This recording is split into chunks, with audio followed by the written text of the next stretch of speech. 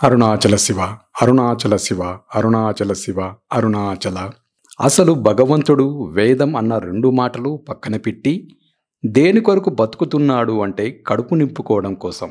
కడుపు నింపుకుంటే కంటికి నిద్ర, నిద్ర లేస్తే కడుపు నింపుకోవడం, ఈ రెండూ ఉంటే భోగం అనుభవించడం.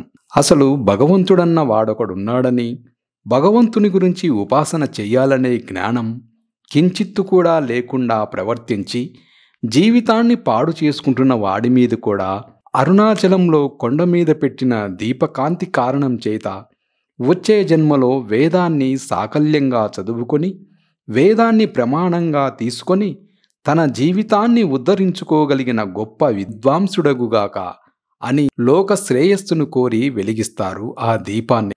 కార్తీక పౌర్ణమి రోజు మనమందరం కూడా అలా వెలిగిస్తాం. ఎందుకంటే దీపంతో ప్రారంభం, దీపంతో అంతం, దీపమే ప్రధానం. ఒక దీపం వెలిగించారనుకోండి, మీరు పూజ ప్రారంభం చేశారు. నీరాజనమన్న జ్యోతి వెలిగించారనుకోండి, అయిపోయింది పూజ. ఒక దీపం వెలిగిస్తే పూజ ప్రారంభం చేశారు. ఎందుకని? ఆ దీపం వెలిగించారంటే ఆ దీపం కంటికి సంకేతం. పరమేశ్వరుడు కన్ను ఇచ్చాడు కాబట్టి నేనెక్కడికైనా వెళ్ళగలుగుతున్నాను, ఒక పుస్తకం చదవగలుగుతున్నాను, ప్రమాణాన్ని తెలుసుకోగలుగుతున్నాను. నన్ను మంచివైపు నడిపించడానికి నాయకత్వం వహిస్తుంది కన్ను. భగవన్మూర్తిని చూసి సంతోషిస్తున్నాను. ఈ కన్ను ఇచ్చినందుకు పరమేశ్వరుడికి కృతజ్ఞతగా దీపం పెడుతున్నాడు. ఆ కాంతిలో పూజ ప్రారంభం. దేవాలయంలో దీపమైతే అది గురువుగారితో సమానం. అందుకే దేవాలయంలో విద్యుత్ కాంతి ఉండదు. దేవాలయంలో ముఖమండపం, అర్ధమండపం, అంతరాలయం అని 3 విభాగాలు ఉంటాయి.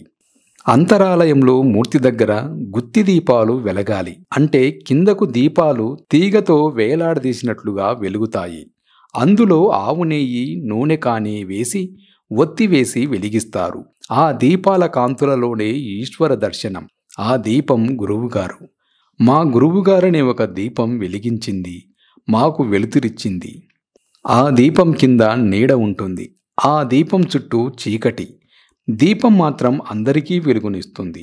అందుకే ఆ గురువు తన గురించి తాను పట్టించుకునే అవకాశము ఉండదు. గురువుగారి శరీరం పడిపోకుండా ఉండాలని శిష్యులు చూస్తారు. అందుకే ఆ గురువనే దీపంలో పరమేశ్వరుడు కనపడతాడు. ఈశ్వరానుగ్రహం చేత గురువు లేని నాడు ఈశ్వరుడు కనపడడు. అందుకే ఆ గురువే దీపం. అంతరాలయంలో ఈశ్వర సన్నిధానంలో దీపమై వెలుగుతున్నారు. అందుకే భాగవతంలో కృష్ణ పరమాత్మను మించిన గురువు లేరు, జగద్గురువు అన్న గొప్ప మాట ఆయనకి అన్వయమైంది. అందుకే కృష్ణం వందే జగద్గురుం అంటాం. అటువంటి కృష్ణ పరమాత్మ కూడా పాఠం నేర్చుకున్నాడు. ఎవరి దగ్గర? ఆయన పేరు కూడా దీపమే. ఆ గురువుగారి పేరు సాందీపని. దీపింపజేసేవాడు, ప్రకాశింపజేసేవాడు. చీకట్లో ఉండిపోయిన వాడికి ఏది తెలుసుకోవాలో అది తెలుసుకునేటట్లు చెప్పి దాన్ని చూడగలిగే ప్రజ్ఞ ఇవ్వగలిగినవాడు. అందుకనే సాందీపని మహర్షి దగ్గర నేర్చుకున్నాడు. కాబట్టి గురువుగారు దీపం వంటివారు. శరీరానికి ప్రాణం పోతే ఇక ఆ శరీరము పరమ అమంగళకరం. అది ఎక్కడ ఉండటానికి వీలు లేదు.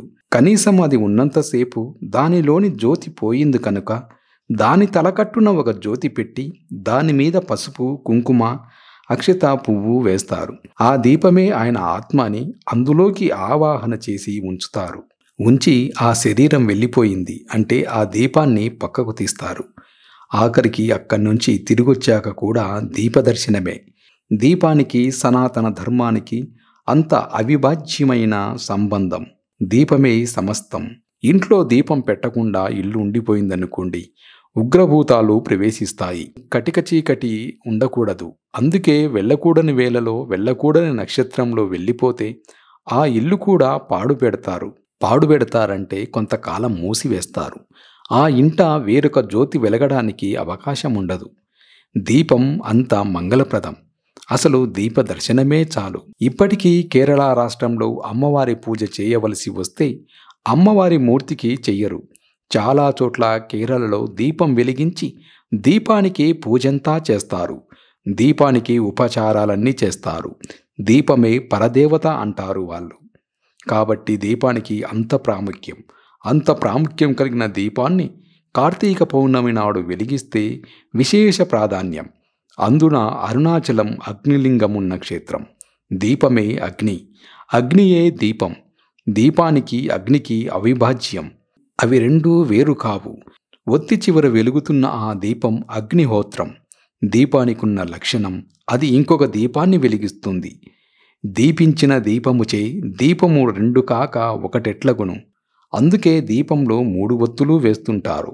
మనం ఇళ్లలో దీపం వెలిగిస్తే 3 ఒత్తులు చేసి వెలిగించి తూర్పు దిక్కుగా జ్యోతులుండేటట్లుగా చూస్తారు.